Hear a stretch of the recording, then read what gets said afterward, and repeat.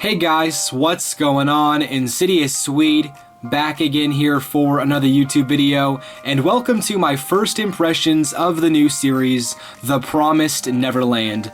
Now, this is a bit different for my standard first impression videos because I'm not actually reviewing any volume that just got released in English. I'm still talking about a manga that's only available digitally online through scans, which is definitely different for me, but again, I had a lot of people ask me about this title, and I figured it'd be better to do it as a first impression rather than a, chapter review video. Now, I have a lot to say on this manga, so hopefully I can do it justice, because I was really floored by this series, but again, I'll get into that in just a second. Couple things I want to get out of the way. This, as per all my first impression videos, I'm not going to go into crazy amounts of detail simply because I want people who haven't read the manga to watch this video, then feel like they're still going to experience new stuff and new material if they decide to go read the manga now. So I'm going to kind of briefly generalize the series, and then maybe in a future video I'll do some chapter reviews or something talking about more in depth my thoughts on those. So keep that in mind for the future, but for today I'm just going to go over some of the standard plot points and then give my overall thoughts. So hopefully you guys enjoy. Let's get into it. Alright, so The Promised Neverland is essentially about a orphanage. Now, we don't know too much about the orphanage, simply that it's full of a bunch of kids from varying ages. Our main character is a girl named Emma, who's 11. She's one of the older kids in the school. She kind of acts as almost a leader amongst the children.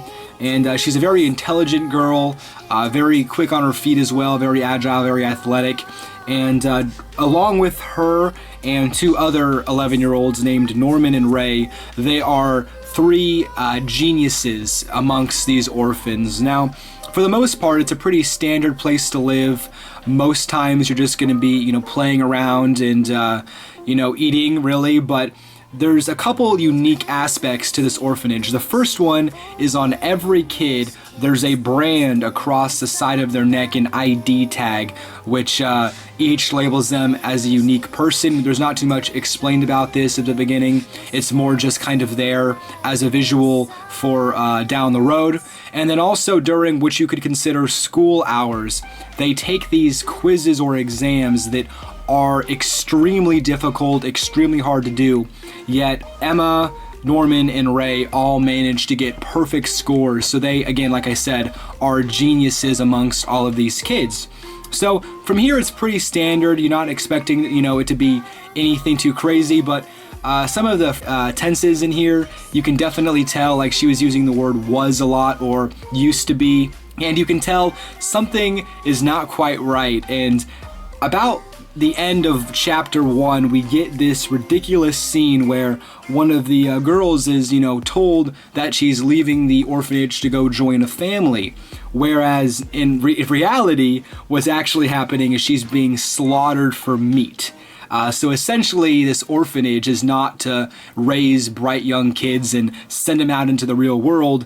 It's to, well, I guess, harvest them and ship them off to people who pay good money for the meat of kids. Now, I don't want to go into any more detail than that. There are these ridiculously looking flesh-craving humanoid demons that I'll throw a picture up on the screen for you guys to get a good look at. These things are gnarly, but more than that, I want to leave it up to you guys to experience.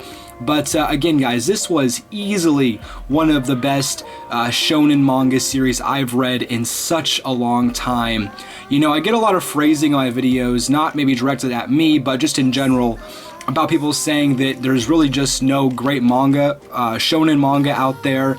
Everything is kind of quote-unquote standard. I see that phrase getting thrown around a lot, standard shonen manga. Well, if you're looking for something a bit different, definitely check out The Promised Neverland.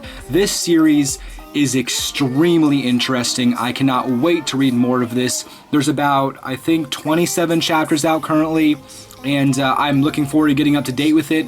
Again, I might do some future videos on it if you guys are curious, but yeah, I really love this first chapter. Again, the art is a bit weak, but in terms of the story, I mean 9 out of 10 for a shonen manga like that to start off so strong. I did read up to chapter 5, which is basically a volume's worth. I was gonna do 10, but I had so many thoughts and feelings that I wanted to just make this video really quick to get it out to you guys, so that way you can have an idea about what the manga is generally about. And again, if you guys do want to see future videos on The Promised Neverland, you're gonna have to let me know, otherwise I'm unsure. So definitely leave a comment down below in the description, guys. But anyways, thank you for watching. Until next time, I'm Insidious Swede.